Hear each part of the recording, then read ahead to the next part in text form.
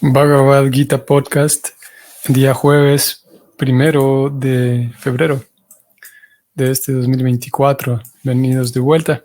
Texto 49, capítulo 2 de la Bhagavad Gita. Comenzamos. Om Namo Bhagavate Vasudevaya. Om Namo Bhagavate Vasudevaya. Om Namo Bhagavate Vasudevaya.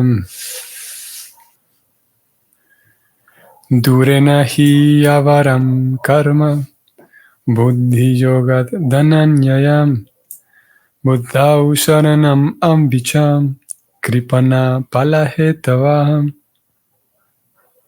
Un verso muy interesante. En realidad toda esta sección de versos en la que nos encontramos, en la que Krishna habla de la acción, el yoga, la acción entregada a él, ofrendada a él, tema muy interesante. Vamos a leer este significado, en el que vamos a encontrar cosas también muy interesantes. Primero vamos a la traducción del verso. Dijo Krishna: Oh Dhananjaya, mediante el servicio devocional, mantén muy alejadas todas las actividades abominables, y en ese estado de conciencia entrégate al Señor. Aquellos que quieren disfrutar de los frutos de su trabajo son avaros. Aquellos que quieren disfrutar del fruto de su trabajo. Krishna más adelante en el capítulo 5 expone una idea bastante similar. Vamos a ir allá. Claro, porque en este verso él está hablando de mantener una conciencia entregada, o sea, o es un estado de conciencia en el cual la persona se entrega, ¿no? Es lo mismo. Y entrega, naturalmente, si hay entrega es porque hay vínculo. Si uno está entregado a algo o a alguien, hay un vínculo, ¿no? Y Krishna dice, vamos a leer este texto 12 en el capítulo 5, como dije, una idea en donde Krishna habla también del vínculo y de la ausencia del vínculo. 5.12.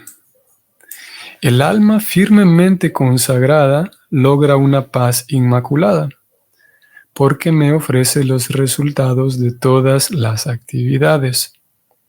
Mientras que una persona que no está unida a lo divino, que codicia los frutos de su labor, se enreda.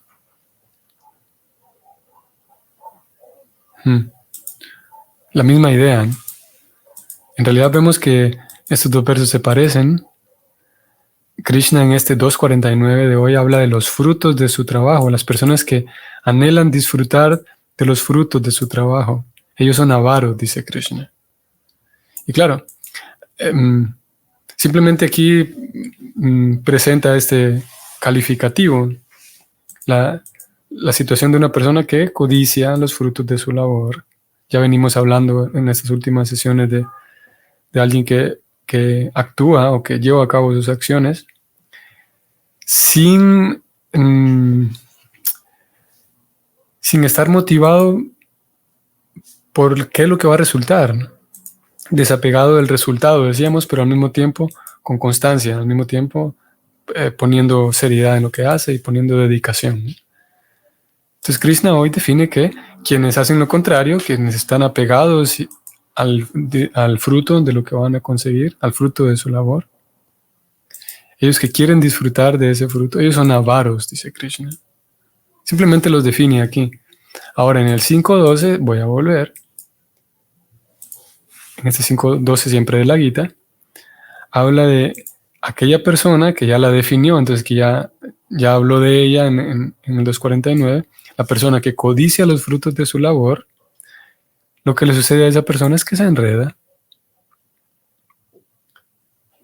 ¿Por qué se enreda? Porque no está unida a lo divino, no sabe, no conoce o tal vez no quiere. No tiene el deseo ni la disposición de unirse a lo divino. Y en eso consiste todo el asunto, aprender a unirse a lo divino.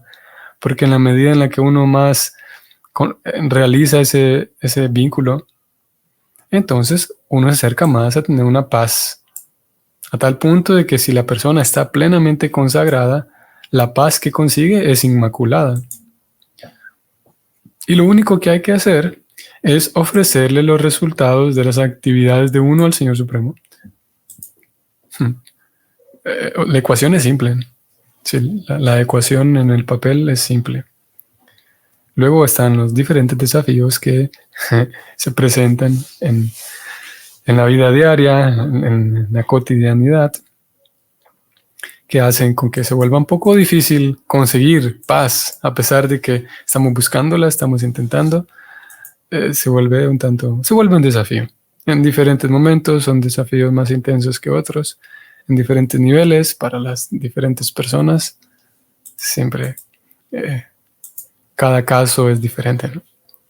Pero lo cierto es que todo el asunto consiste en aprender a vincularse con el Señor Supremo. O sea, el aprender a hacer yoga, de lo que hemos venido hablando estos últimos días, en las últimas sesiones.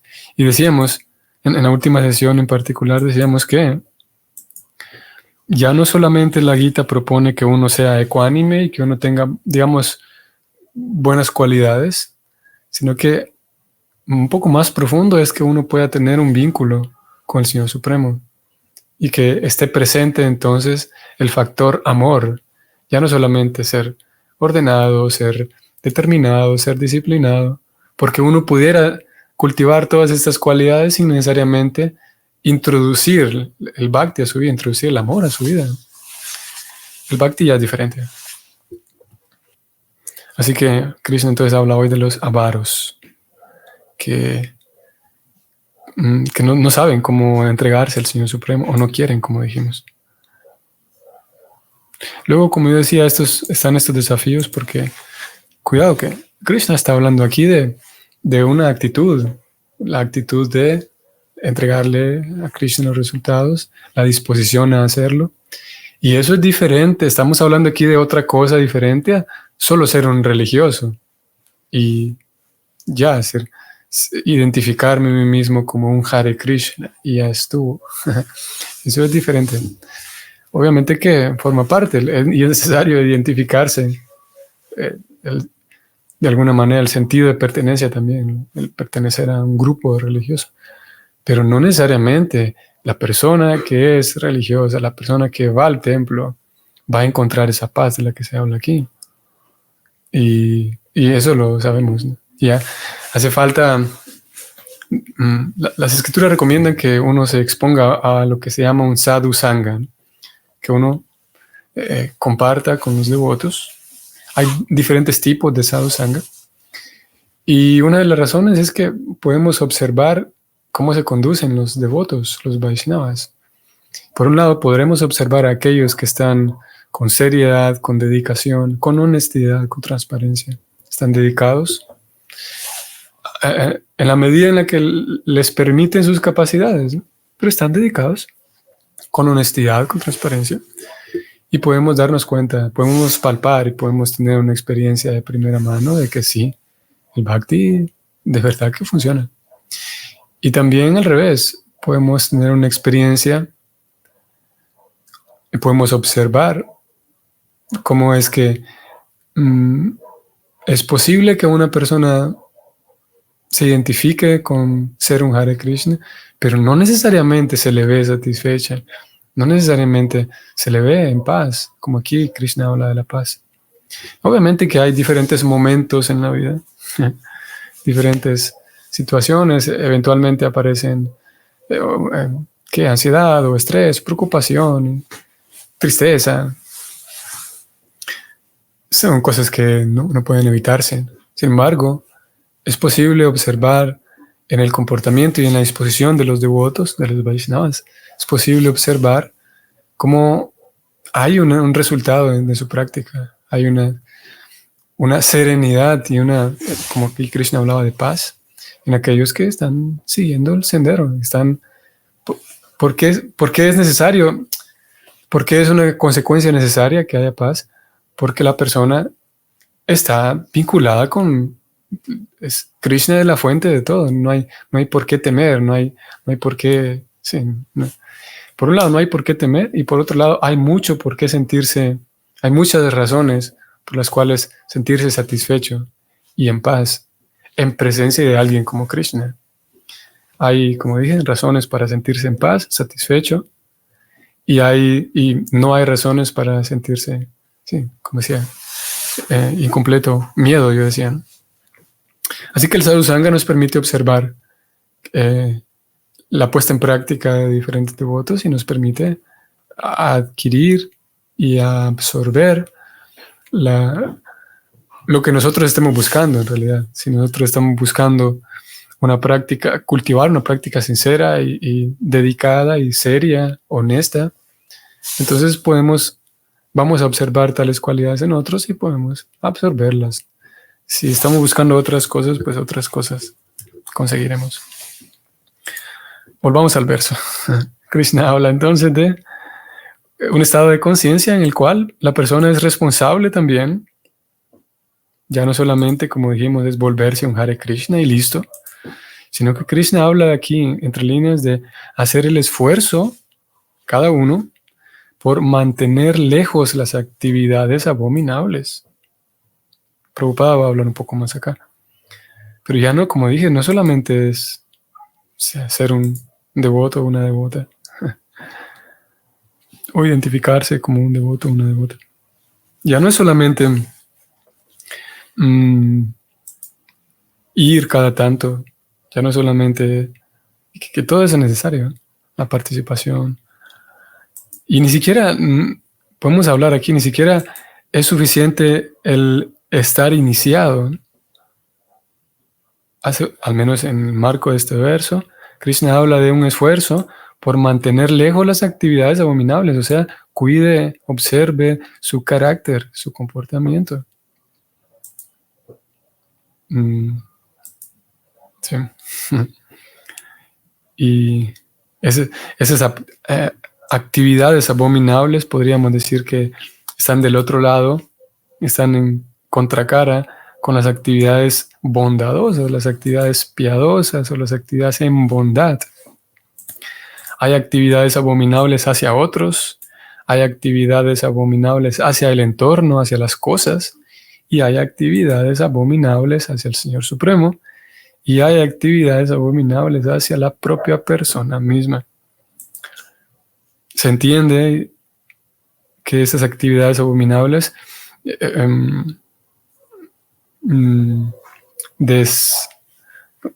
desconectan, esas actividades abominables dañan, esas actividades abominables crean un desorden, una desarmonía. Y Krishna habla de mantenerlas muy lejos. O sea, todos los días, eso como decía al inicio, sí, es la puesta en práctica de la vida de conciencia de Krishna. Ya es una invitación y si la persona, a ver, si la persona está haciendo ese esfuerzo, observándose, cultivando excelencia, buscando excelencia en sus palabras, en sus acciones, en sus pensamientos, tratando de observar su propio comportamiento, como decía, y manteniendo de manera consciente, manteniendo alejada las actividades abominables, es una consecuencia natural que la persona va a estar más satisfecha, más plena, más feliz. ¿Qué decir entonces si consiguiendo ese estado ahora la persona pasa a entregarse al Señor Supremo? Es ahí donde apunta la Gita, es ahí donde es en nuestra casa. Vamos a leer así la Prabhupada. Es un comentario relativamente breve, un comentario mediano, digamos. Significado para este verso, escrito por Prabhupada.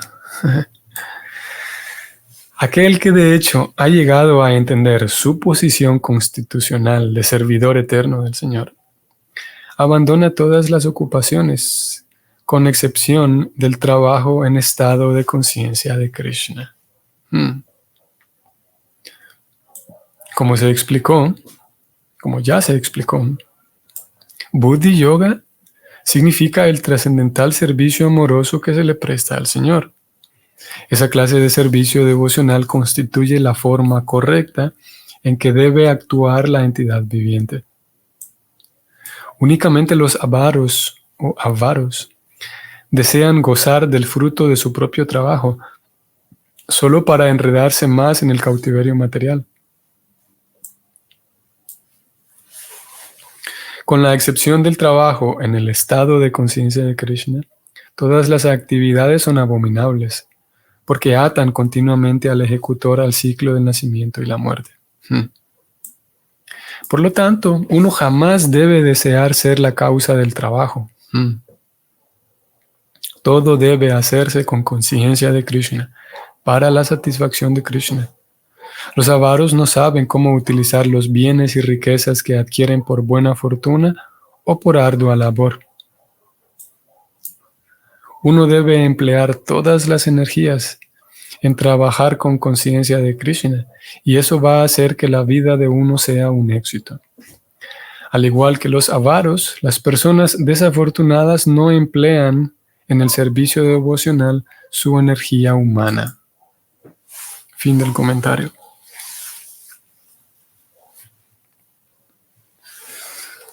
Ok, un par de cosas aquí que vale la pena hablar sobre ellas. Notemos cómo Srila Prabhupada está trayéndonos al tema de la avaricia, pero no necesariamente está hablando aquí de dinero o de incluso bienes materiales. Bueno, sí, bienes materiales, porque a lo que él está refiriendo es un bien material, pero es bastante sutil, digamos. De alguna manera es una perspectiva nueva. ¿A dónde Prabhupada está poniendo la avaricia? En el tema que Prabhupada presenta, ¿dónde uno puede poner su avaricia? ¿O sobre qué uno pudiera ser avaricioso o avaro? Prabhupada habla aquí, las últimas dos palabras de este comentario son las claves, al menos en este tema. Prabhupada habla de la energía humana. La energía humana como un bien que yo poseo. Tengo energía. Tengo salud física, tengo capacidad mental, tengo creatividad, tengo inteligencia, tengo habilidades. Todo eso está incluido en la energía humana. La pregunta es, yo quiero vivir más saludable, ¿cierto? Y disfruto de vivir saludable. Pero aquí es donde viene la avaricia. La avaricia observada, digamos, en torno al dinero, es que la persona tiene mucho y el placer suyo es tener, simplemente tener. No hay un objetivo más allá que el simplemente acumular más para disfrutar de acumular más. Avaricia. Y en el caso de eso mismo aplicado a la energía humana, como Prabhupada lo ha dicho aquí, yo podría esforzarme por, sí, estar saludable, estar sano y tener buena energía. La pregunta es, ¿para qué? Simplemente por el placer de estar sano. Si ese es el caso, entonces resulta que estamos en la misma posición de la persona que obtiene placer solamente por acumular más dinero. Pero con ese dinero pudiera ayudar a otros, ¿verdad? Con ese dinero pudiera beneficiar la vida de otros. Similarmente, con esa energía, con esa salud que yo pudiera estar cultivando, una vida saludable, con esa energía yo pudiera también ayudar a otros. Y pudiera no solamente ayudar a otros, sino propiciar mi propio beneficio espiritual último. De vuelta, vamos con la persona que tiene avaricia sobre el dinero. Con ese dinero pudiera facilitar, digamos, algunas experiencias de esta persona para su propio bienestar espiritual último. Pero ella no está interesada en ello. Está interesada únicamente en tener dinero, saber que tiene dinero. Similarmente, una persona que es avara en torno a la energía, como Prabhupada ha dicho, su placer es estar saludable, estar bien, estar cómodo, estar saludable, ser inteligente, demostrarse a sí mismo tal vez que tiene capacidad, que tiene inteligencia, que puede por sí mismo, pero esa energía, toda esa creatividad, toda esa inteligencia, todas esas habilidades, toda la buena salud, también puede utilizarse, como dijimos, para ayudar a otros y para el propio bienestar espiritual último de la persona. Si la persona no está ni ayudando a otros, ni propiciando su propio bienestar último espiritual, con la energía, la capacidad, el entusiasmo, la creatividad que ya tiene, con su energía, resulta ser que está siendo un avaro. Como dijimos, el bien adquirido aquí es la energía humana, especialmente la energía intelectual. Sabemos que incluso antes de la presencia tan grande de las redes sociales, el entretenimiento ha sido algo que siempre ha vendido mucho, se ha generado mucho dinero en Occidente, bueno, en Oriente también, pero el entretenimiento vende mucho. Y el intelecto, la capacidad de pensar, la capacidad de pensar sobre cosas profundas, pensar profundamente sobre cosas profundas y cosas que son relevantes para la vida de uno, esa capacidad de pensar, pues, disminuye, especialmente en una población que está, no sé si decir adicta, que no estaría del todo mal este término, que tiene mucha adicción a simplemente consumir, a pasarla bien, a entretenerse, consumir mucho en sus diferentes formas, ¿no? Así que una persona que utiliza su energía humana para buscar su propio interés espiritual último es una persona que tiene una inteligencia, digamos, bendecida, digamos. Y con esa inteligencia, vamos un poco más arriba en el comentario, estoy volviendo a la pantalla, con esa inteligencia un poquito más clara, Prabhupada ha hablado del Buddhi, Buddhi Yoga. Sabemos que Buddhi es inteligencia, justamente. Y Buddhi Yoga, como lo ha definido aquí Prabhupada, significa el servicio amoroso al Señor. ¿Por qué Buddhi Yoga significa servicio devocional? Porque la persona tiene una inteligencia tan clara. La persona, ok, falta avanzar, pero ya por lo menos alcanzó a ver, a entender que con su inteligencia, y es importante hacer el uso aquí de la inteligencia, la capacidad de razonar, que lo pide el Bhakti. El Bhakti no busca de ninguna manera simplemente seguidores ciegos, simplemente que no importa cómo, pero que se unan al movimiento Hare Krishna. Bueno, en un sentido sí, ¿no? Pero que se unan y después van a ser educados, ¿no? Pero si se unen muchos y simplemente son seguidores ciegos, en un sentido es inútil. Prabhupada habló de ello en un par de ocasiones. Textualmente él le escribe a uno de sus discípulos líderes que estaban liderando algunos centros.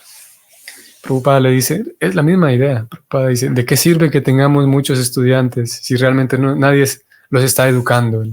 Si no tienen conocimiento, no están educados. Entonces, con su inteligencia, decía el Bhakti, entonces pide que hagamos uso de la inteligencia, que razonemos sobre lo que escuchamos, que tratemos de entender con el intelecto, de hecho. Obviamente, el intelecto no es todo, porque con el intelecto llegaremos a entender a lo que Prabhupada está diciendo aquí, que nuestra situación más profunda es amar, y podemos argumentar, podemos darle más sustento a ese argumento, que el alma está diseñada para amar. Y aparte, no solamente para amar, sino entregarse a la fuente del amor, que es el Señor Supremo. Por esa razón, Prabhupada aquí define ese Buddhi Yoga como el servicio trascendental amoroso que se le presta al Señor. Porque con inteligencia clara la persona entendió el punto. Ahora, voy a señalar algo que Prabhupada mencionó aquí en dos ocasiones y puede resultar confuso. Vamos a ver. Y aquí hace falta que usemos la inteligencia. Voy a leer textualmente. Abandona todas las ocupaciones. A ver, aquella persona abandona todas las ocupaciones con excepción del trabajo en el estado de conciencia de Krishna. ¿Cómo es eso? ¿Se abandona todo? La persona ya llegó a entender con su inteligencia que hay que abandonar todo, todas las ocupaciones, con excepción del trabajo en estado de conciencia de Krishna. Un poco más abajo, Prabhupada lo escribe de vuelta. Leo. Con la excepción del trabajo en el estado de conciencia de Krishna, todas las actividades son abominables, porque atan continuamente al ejecutor al ciclo de nacimiento y muerte. Un lector desprevenido pudiera terminar en un problema leyendo esto aquí, porque pudiera dar la impresión de que Prabhupada está diciendo de que cualquier cosa que uno haga, lo mejor es actuar, digamos, él acaba de decir aquí, en las actividades, el trabajo en el estado de conciencia de Krishna. Podría dar la impresión de que solamente las actividades que tienen que ver con el templo, las actividades que tienen que ver con el movimiento Hare Krishna, esas son las actividades buenas. Y todo lo demás, porque Prabhupada lo dice aquí, estoy leyéndolo directamente. Con excepción de ello, todas las actividades, las demás son abominables. Pero lo cierto es que, si prestamos más atención con detalle, Prabhupada está hablando de actividades en el estado de conciencia de Krishna. O sea, hay un estado de conciencia que uno debe alcanzar, o que es necesario alcanzar. Porque, dicho de otra manera, yo pudiera estar ubicado en el templo, poder estar realizando actividades que externamente son devocionales, pero mi estado de conciencia no es el estado de conciencia de Krishna. Yo pudiera permanecer en un estado de conciencia material, realizando actividades externamente espirituales, actividades religiosas, porque no estoy ubicado ahí en ese estado de conciencia. Y ahora vamos a decirlo al revés. Yo pudiera estar realizando todas las actividades, todos mis deberes, ubicado yo en el estado de conciencia de Krishna, lo cual significa que estoy consciente de que esta es mi ofrenda al Señor Supremo, estoy consciente de que el Señor Supremo me ha puesto aquí, soy consciente de que con mi energía puedo ofrendarle al Señor Supremo, ofrendarle a Krishna el resultado de lo que hago. Si me ubico en ese estado de conciencia, que es el estado de conciencia de Krishna, entonces esa actividad deja de ser abominable y pasa a ser una actividad espiritual, a pesar de que me encuentre a 200 kilómetros del templo, a pesar de que estoy realizando una actividad que aparentemente no es espiritual. Entonces se requiere ubicarse en el estado de conciencia de Krishna. Prabhupada no está hablando aquí de las actividades externas. Pues si no, pudiera dar la impresión de que cocinar es abominable, ir al súper es abominable, ejercitarse es abominable, todo lo demás, porque Prabhupada habla de, vamos a leerlo de vuelta, este parágrafo, con la excepción del trabajo en el estado de conciencia de Krishna, todas las actividades son abominables porque atan continuamente al ejecutor. Entonces yo podría concluir eso, de que bueno, ir al trabajo es abominable porque esto no es conciencia de Krishna, ¿verdad? O sí. Ir al súper, como dije, todo eso es abominable. Prabhupada dijo que todas las actividades, con excepción de aquellas actividades en el estado de conciencia de Krishna. Así que se requiere un estado de conciencia. Y ese estado de conciencia va a venir en la medida en la que cultivemos con sinceridad, con seriedad, una dedicación, principalmente con el cultivo, con el hábito, el canto del santo nombre, el rezar el rosario, con el mantra Hare Krishna, principalmente, unido con el estudio de las escrituras, el leer o al menos escuchar las escrituras. Todo ello va haciendo que nuestra inteligencia se purifique. Con una inteligencia purificada, entonces podemos realizar un Buddhi Yoga, vincular nuestra inteligencia con el Señor Supremo y iremos encontrando las maneras para todas las actividades que tengamos como responsabilidades, saberlas ofrendar al Señor Supremo. Vamos a dejarlo allí. Vamos a finalizar aquí hoy. Espero que tengan un bonito día, un bonito resto del día. Nos vemos en la próxima. Hare Krishna.